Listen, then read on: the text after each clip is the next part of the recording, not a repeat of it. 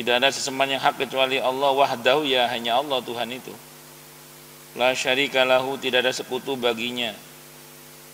Lahul mulku, milik Allah lah seluruh kerajaan.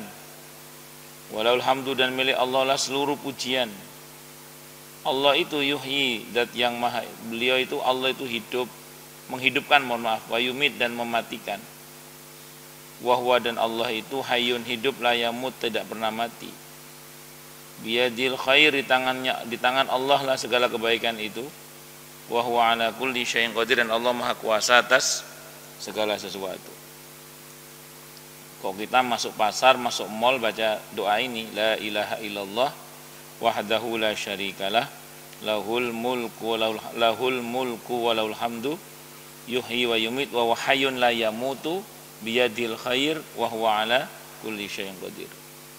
Maka kataballahu, Allah mencatat, lahu, untuk orang itu, mencatat untuk orang itu alfi hasanatin, 1.000.000 kebaikan. Alf itu 1000 berarti 1 juta. 1 juta kebaikan. Wa maha, dan Allah hapus alfi sayiatin, 1 juta keburukan. Karena dapat 1 juta kebaikan, maka 1 juta keburukan dihapus, karena rumusnya kebaikan menghapus keburukan. Wa rafa'a lahu alfi darajat, dan Allah angkat untuknya 1 juta derajat. Ini hadisnya riwayat At-Tirmidzi, hadis nomor 3756, hadisnya hadis hasan, bisa diamalkan.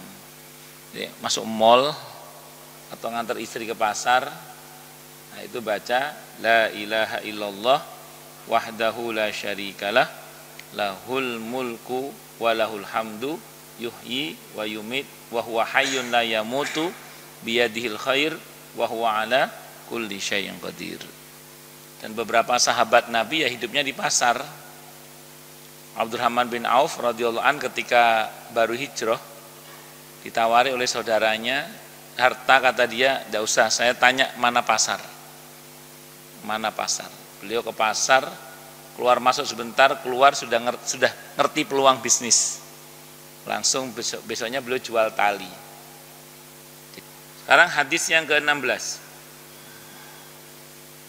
Hadis yang ke-16, hadisnya an Abi Sa'id Al-Khudri radhiyallahu an.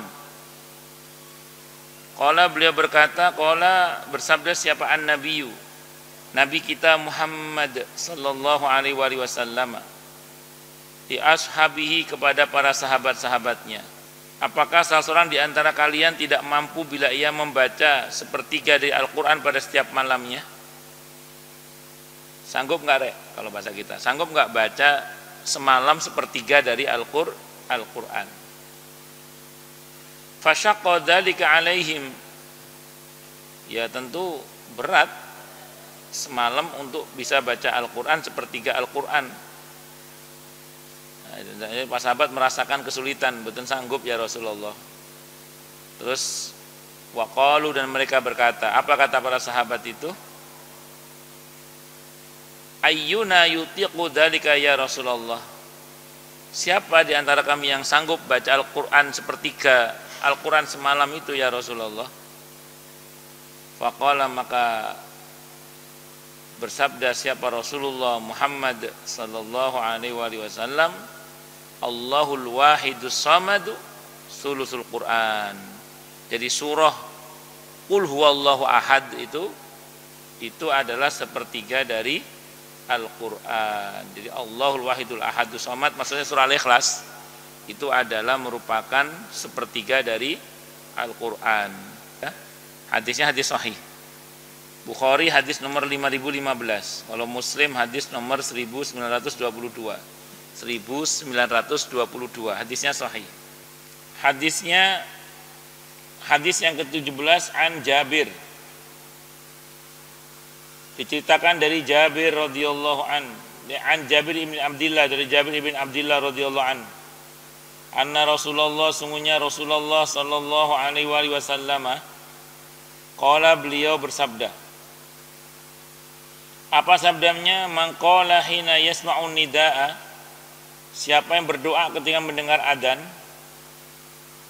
Apa doanya? Allahumma rabba hadhihi da'wati tammah wassalatil qa'imah ati Muhammadanil wasilata wal fadilah wab'athhu maqaman mahmudanil ladzi wa'adtah. Sampai situ, halat lahu syafaati, maka dia berhak mendapatkan syafaatku yaumal qiyamati, pada hari kiamat. Allahumma wahai Allah, rabba hadhihi da'wati tamah, Rabb atau Tuhan pemilik panggilan yang sempurna ini, itu adzan, wassalatil qaimah, dan pemilik salat yang ditegakkan karena adzan ini. Wahai Allah, ati berikanlah Muhammad dan kepada Nabi Muhammad sallallahu alaihi wasallam al-wasilah. Al-wasilah ini nama surga. Nama surga, yang surga itu hanya untuk satu hamba Allah saja. Dan Nabi mengatakan, aku berharap itu adalah aku. Dan tentu ini bahasa merendahnya beliau ya. Ya siapa lagi yang berhak ya? Cuman beliau. Cuman beliau merendah, aku berharap itu adalah aku. Dan beliau bersabda, siapa yang memintakan wasilah untukku, maka dia berhak mendapatkan syafaatku. Wal fadilah, dan keutamaan. Wab'athhu maqaman mahmudanil ladzi wa'adtah, dan angkatlah beliau kepada kedudukan yang terpuji yang kau janjikan. Dan Nabi sudah pasti mendapatkannya. Ini doa ini memang untuk kita sendiri sebenarnya, kembali ke kita sendiri. Maka kalau kita membacakan doa seperti itu, maka kita akan mendapatkan syafaat beliau dengan izin Allah pada hari kiamat. Hadisnya riwayat Al-Bukhari, Muslim, Abu Dawud, At-Tirmidzi, An-Nasa'i, hadisnya sahih. Berikutnya hadis yang ke-18. Hadis yang ke-18. Hadisnya an Abi Umamah, cerita dari Abi Umamah radhiyallahu anhu, qala, beliau berkata, qala bersabda siapa Rasulullah sallallahu alaihi wasallam, man, siapapun orang yang qara'a membaca ayat al-kursi, ayat kursi, fi duburi kulli sholatin, di setiap selesai sholat,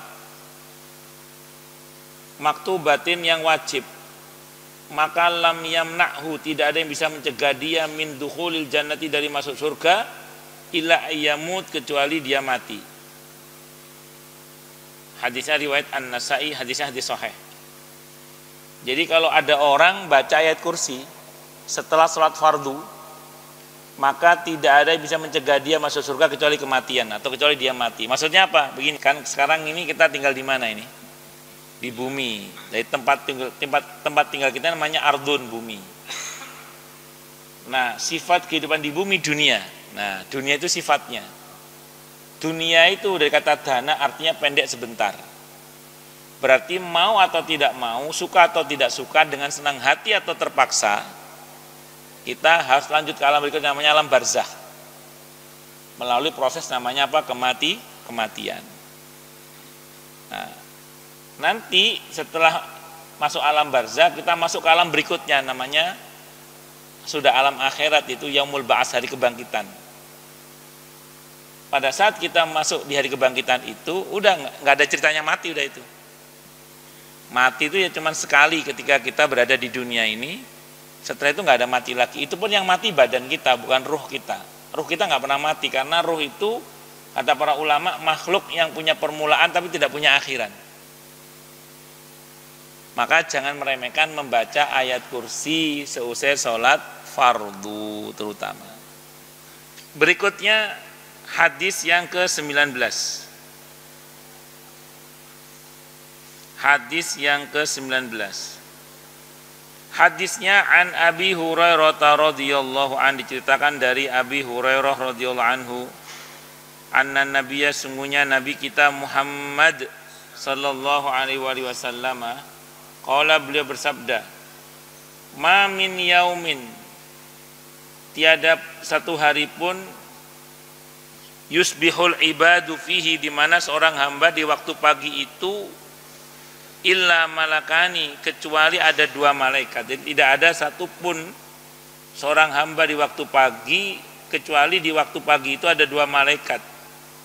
Yanzilani, yang keduanya turun, Fayaqulu, maka berkata ahaduhuma, salah seorang di antara dua malaikat itu setiap subuh turunnya, Allah ma'ti munfiqan khalafan, ya Allah berikanlah kepada orang yang berinfak ganti. Wa yaqulu akhar, dan malaikat yang satunya lagi berkata, Allah ma'ti mumsikan talafan, berikan kepada orang yang pelit kehancuran. Hadis riwayat Al-Bukhari Muslim, hadisnya sahih Bukhari Muslim. Ini dipakai dalil oleh para ulama tentang satu, keutamaan memberikan nafkah, bukan sodako, nafkah kepada istri, kepada anak, atau kepada binatang, kepada karyawan di waktu subuh. Jadi ini dalil dipakai oleh para ulama untuk masalah nafkah, bukan masalah sodako, bukan. Maka jenengan bisa menemui hadis ini pada bab tentang nafkah, bukan bab tentang sodako. Cuman kesini ada beberapa ustadz kita yang memahami dan ditarik ini kepada pengertian sedekah subuh. Sedekah apa? Subuh. Padahal aslinya hadis ini tentang nafkah, tentang nafkah. Nafkah seorang suami kepada istri, atau orang tua kepada anak, atau majikan kepada karyawan, atau kepada binatang peliharaan. Itu nafkah, ini babnya nafkah ini. Jadi kalau kita memberikan nafkah kepada istri di waktu subuh, atau memberikan nafkah kepada anak-anak di waktu subuh, atau kepada binatang di waktu subuh, maka dapat doanya malaikat ini. Nah, tapi kesini dipahami oleh sebagian para ustadz, ini tidak hanya nafkah tapi juga sedekah. Sehingga kalau kita bersedekah di waktu subuh, kita dapat dua doa. Yang pertama doa malaikat ini, yang kedua doa Nabi. Nabi mendoakan, Allahumma barik li ummati fi bukuriha. Ya Allah, berkailah umatku di waktu pagi harinya. Kita boleh mengagendakan sedekah di waktu-waktu yang utama menurut syariat, itu boleh. Seperti di waktu subuh misalnya, itu boleh, tidak apa-apa. Kenapa? Karena syariat tidak mungkin mengajarkan sesuatu yang sia-sia. Maka kalau Nabi menyebut waktu tertentu berarti itu utama, pasti itu satu ya. Cuman di dalam perihal sodakoh, infak dan seterusnya itu ada rumus. Kalau bisa dipercepat, tentu jangan ditunda.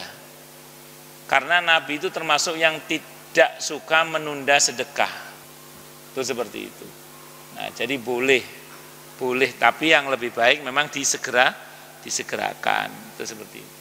Cuman kalau aslinya hadis ini bicara tentang nafkah aslinya, bukan bicara tentang sodako. Tapi secara umum silahkan, tidak ada masalah. Kenapa? Karena orang yang berbuat baik di waktu pagi itu dapat dua doa tadi itu. Doa malaikat sama doa Nabi kita Muhammad sallallahu alaihi wasallam. Allahumma a'ti munfiqan khalafa wa'ti mumsikan talafa.